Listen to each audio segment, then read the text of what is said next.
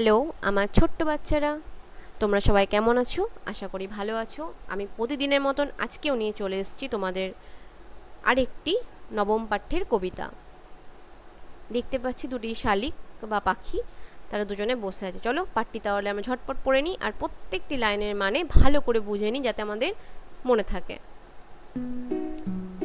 সেদিন ভোরে দেখি উঠে বৃষ্টি বাদল গেছে ছুটে। সেদিন ভোরে দেখি উঠে বৃষ্টি বাদল গেছে ছুটে। রোদ উঠেছে ঝিলমিলিয়ে বাঁশের ডালে ডালে। ছুটির দিনে কেমন সুরে পুজোর সানাই বাজায় দূরে। আবার বলো, সেদিন ভোরে দেখি উঠে বৃষ্টি বাদল গেছে ছুটে। কি বলছে এখানে কবি? সেদিন কবি উঠেছে ভোরবেলা, দেখছে কি এতদিনের ঝড় বৃষ্টি বাদল সেগুলো কিন্তু আর নেই। সেদিন ভোরে উঠে দেখছে বৃষ্টি বাদল কেটে গিয়ে আকাশ ঝলমলে পরিষ্কার হয়ে গেছে, মেঘ বৃষ্টি সব দূর হয়ে গেছে এতদিনের। রোদ উঠেছে ঝিলমিলিয়ে বাঁশের ডালে ডালে। আকাশ পরিষ্কার হওয়ার কারণে কি হয়েছে, বাঁশের ঝাড়ের পাতার যে ফাঁকগুলো দিয়ে সেগুলো দিয়ে সকালে সোনা ঝরা মিষ্টি রোদ এসে পড়ছে ঘরে বা জানালায়। সে আলো যেন কেমন, সে আলো যেন বাঁশের ডালে ঝিলমিল করছে। সে এক মায়াবী পরিবেশ তৈরি করেছে, তাই তো? ছুটির দিনে কেমন সুরে পুজোর সানায় বাজায় দূরে। ছুটির দিনে কেমন সুরে পুজোর সানায় বাজায় দূরে। এতদিন তো মেঘ বৃষ্টি অনেক তুফান গেল, বর্ষা নামলো, বন্যা হলো, এবার কিন্তু একটু ছুটির আমেজ চলছে। তাই সেই দিনটি ছিল সেদিন ছুটির দিন। তার উপর আবার বাতাসে ভেসে আসছে থেকে থেকে কি পুজোর গন্ধ বা পুজোর সানায়ের সুর। সেই সানায়ের মিষ্টি আওয়াজ কিন্তু আমাদেরকে মনে করিয়ে দিচ্ছে যে বাঙালিদের শ্রেষ্ঠ উৎসব দুর্গাপুজো এবার এসে হাজির হয়েছে বা তার আগমন ঘটেছে, তাই তো? তারপর কি বলছে, তিনটে শালিক ঝগড়া করে রান্নাঘরের চালে। এখানে কি হচ্ছে, এখানে শালিকের চিত্রটিকেও কবি কিন্তু তুলে ধরেছে। শালিকরা কি করছে, রান্নাঘরের চালে তিনটি শালিক পাখি বসে আছে, বসে কিচির মিচির করে তারা কিন্তু ঝগড়া করছে। তাই এখানে কবি কি করছেন, বলছে তিনটি শালিক ঝগড়া করে রান্নাঘরের চালে কিচির মিচির করে তারা ঝগড়া করছে। এই দৃশ্যটি আমাদের চারপাশে খুব চেনা দৃশ্য, তাই তো বাচ্চারা?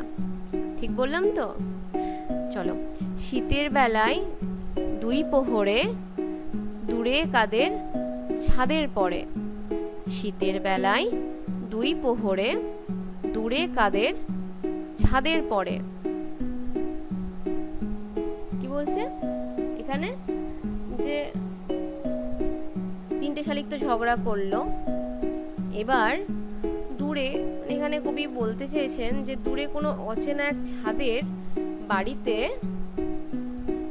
দুপুরবেলা, দুই পোহর মানে হচ্ছে দুপুরবেলা, কোনো অচেনা এক কারো বাড়ির ছাদের কি দেখছে, ছোট্ট মেয়ে রোদ্দুরে দেয় বেগনি রঙের শাড়ি। ছোট্ট মেয়ে রোদ্দুরে দেয় বেগনি রঙের শাড়ি। তাই এখানে কি বলছে, যে শীতের বেলায়, শীতকাল ধরো, তখন শীতের বেলায় দুই পোহরে, তো শীতকাল মানে কি খুব অলস, ভালো লাগে না, মানে ঘুমোতে ইচ্ছে করে। তাই শীতের মতন অলস সময় কিন্তু আমাদের আর নেই। তাই শীতের এই অলস এবং মিষ্টি আমেজে চড়াই পাখি কি করছে বলো, চড়াই পাখি আপন মনে ব্যস্ত হয়ে পড়েছে। শীতের দুপুরে একটা শান্ত পরিবেশে কি দেখছে কবি, একটি চমৎকার দৃশ্য তিনি দেখছেন, যে দূরের কোনো এক অচেনা বাড়ির ছাদে একটি ছোট্ট মেয়ে কি করছে, বেগুনি রঙের শাড়ি রোদে শুকোতে দিয়েছে। বেগুনি রঙের একটি শাড়ি ছোট্ট মেয়েটি রোদ্রে কি করেছে, রোদ্দুরে দেয়, মানে রোদ্রে দিয়েছে, শাড়িটি শুকোতে দিয়েছে, হয়তো তার মা কেচে দিয়েছে, সে ছাদে নিয়ে গিয়ে সেটাকে শুকোতে দিয়েছে, তাই তো। চেয়ে চেয়ে চুপ করে রই, চেয়ে চেয়ে চুপ করে রই, তেপান্তরের পার বুঝি ওই, মনে ভাবি ওইখানেতেই আছে রাজার বাড়ি। চেয়ে চেয়ে চুপ করে রই, তেপান্তরের পার বুঝি ওই, মনে ভাবি ওইখানেতেই আছে রাজার বাড়ি।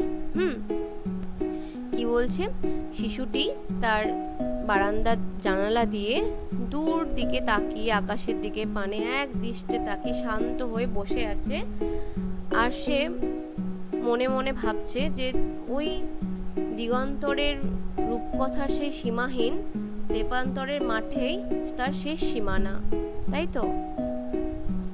এখানে শিশু তার কল্পনা করছে যে ঘরে বন্দি হয়ে আছে, শিশুটি ঘরে বন্দি হয়ে আছে, সে তার জানালা দিয়ে সে দেখছে যে রূপকথার জগতে পৌঁছে গেছে, সে তেপান্তরের পার হয়ে গেছে সীমানা, মাঠের পার, তাই তো।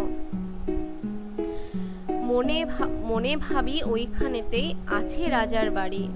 সে শিশুটি ভাবছে কি যে হয়তো ওই দূর সীমানায়, ওই তেপান্তরের মাঠের শেষেই হয়তো রাজার বাড়ি রয়েছে বা রাজপ্রাসাদ রয়েছে, তাই তো।